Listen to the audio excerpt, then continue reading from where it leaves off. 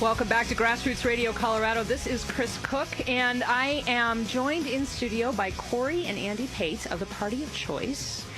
Thank you guys so much for coming in. We really appreciate you being here. The messaging that you guys do, it blows me away, just how you are able to break down those walls. And, you know, we had you on last week. This is going to be a regular segment, and we're hoping that it'll be on Thursdays in general. But you agreed to come in on a Wednesday, and we're going to talk about the war on women. Is that right? Yes. Awesome. So, you know, and this has become a big issue in this campaign. Mark Udall has decided that he is going to attack Cory Gardner every single turn. The entire basis for his entire campaign is that, you know, Cory Gardner is against women and all that. Mark Udall has reduced women down to a single set of parts. Right. And decided that we are nothing else. Mm-hmm. And so, you know, and fighting back against this and fighting back against this pro-abortion stance that we see on the left, and being able to have, that's one of the most difficult conversations to have with somebody, is about abortion. It's a very tough conversation because people get so emotional about it. But Andy, you have sort of a way of approaching this. Oh, yeah. Yeah. Well, I mean, first of all, I approach it. I mean, good point. Well, here's the thing. The war on women, it is so important. I believe that actually, if it weren't for the success of the war on women and moving the single woman vote, honestly, I think we would win both the statewide election offices by between 5 and 10 points this time around. Wow. If we don't if we don't do a better job going after this issue, we could lose. Yeah. Both of them. I think it's that important. It's that effective. They're receiving that much success off of it. Exactly. And right. I suppose the first thing that I always ask us to do is, let me just find the war on women. It's about. Go ahead. It's about reproductive rights, folks. The biggest mistake we make in the war on women is we try to redefine it. Okay, we try to say the real war on women is this Obama economy killing jobs. The real war on women is Hillary Clinton destroying women who accused Bill of harassment. The real war on women is the Obama White House underpaying women staffers. And we try to keep redefining it. Right. Please don't do that. Okay. Okay. Well, guilty. You don't. Totally guilty. I do that all the time. I actually do. No, they're good arguments. What I mean is, don't lead with it. Okay. Because if you lead with those arguments, then you're telling people that we presume to tell people what should matter to them. Right. Okay, and that insults their passion. The wall between us and them gets bigger. It angers them. You don't tell me what matters to me. I tell me what matters to me. That's why, like our ad that you're going to play here in a minute, that goes right at the issue rather than trying to redefine the issue. Okay. Okay. Well, the ad that you just referenced, there is an ad on your website, which is thepartyofchoice.com, correct? Right. And this has to do with this exact issue, you know, and you know, dealing with what this means, what abortion means to women, essentially. So let's go ahead and play that ad, Charlie. Are Republicans really at war with women? Suppose Sandy is pro-life and Helen is pro-choice. If Sandy doesn't want her taxes paying for Helen's choice, does that make Sandy anti-women? And if Republicans won't force Sandy to pay, are they at war with women? Come on. Most Republicans are pro-life. Some are pro-choice. But all are pro-freedom. Freedom for you to decide what personal choices your money supports. That's not war. That's liberty for all women. I love that ad. I love the way you reframe the argument that it's not, I mean, we're not all exactly alike. We don't all hold this exact same lockstep view. Right, Corey? Right. And I think it's important to remember that the reason the Democrats created this whole entire argument or this whole entire idea of the war on women is to shut down discussion. They don't want to talk about it because we have really reasonable points as conservatives, as Republicans. But if the young women or single women are so angry at us already because they think that we hate them, right, it shuts down discussion immediately, which is what the wall is that we're going to be talking about tearing down.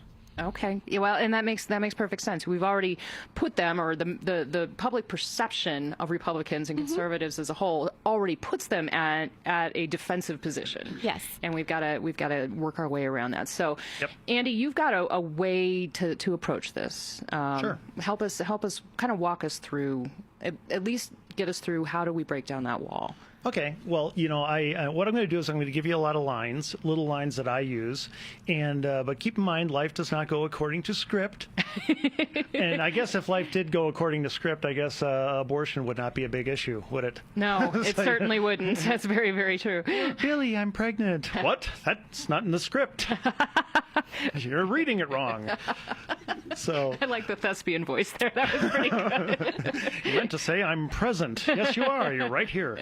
Yeah, life doesn't go according to script, but there are a lot of good lines if you learn them, or things like them, put it in your own words. It's really effective to take down that wall. Remember, the whole idea of the war on women is to put up a wall between single women and Republicans and conservatives so they won't listen to us. Here's what I lead with. I always say, look, I'm pro-life, but I love the reason you're pro-choice. You don't want the government telling a woman what she can do with her own body. I agree. I want to control my own life, not yours. And by the way, that's not even the first thing I say. The first thing I say is, what do you think? Oh, is what do you think? Yeah, I usually listen first, but I don't, you know, because the first thing I always like to do is ask them what they think. Okay. Well, why do you hold that view? Because, remember, they believe we disapprove of them, want to control them. No one has ever controlled anyone by listening to them. So the first thing I want to do is hear them out. But in what they say is always, they're always at some point going to say that they don't want to be controlled. And that's why I say, look, I'm pro-life, but I love the reason you're pro-choice. You don't want the government controlling what a woman does with her body. Me either. Right. Yeah. Right. Well, and that is the pushback that you get constantly. But you also get that. I can see conservatives out there bristling at even saying that. It sounds crazy, and I have to give a little bit of a disclaimer. Some of the things that we suggest that you say and that we talk about in our trainings are going to sound a little off the wall, a little too simplistic. Sometimes they might even seem a little bit insulting, but that's because we already think this way. And the people that we're talking to have been heavily influenced throughout their entire education with Hollywood and with the media. They've never heard these things before. And so when you first listen and then find an area of agreement, such as what Andy just explained, it catches them off guard. And they're like, what? You don't hate me because I disagree? We don't agree, though. How can you say that? Right. So trust us, it really does work, even though it sounds a little too simple. Okay. It surprises them. So they're surprised, and they give the reaction that you just gave, Corey. Is I do. Wow. So and then so what do you do? I mean, what do you usually hear? What do you usually hear after you say that? First of all, a number of things. First of all, if they when you lead with something like that, if they decide to stop the discussion, let them. You know, if you let them be the ones to choose when to stop the discussion, just by doing that, you're sending a message. I'm not going to control you. You're in control here. I don't want to control you. I can wait until next time we talk. It's up to you.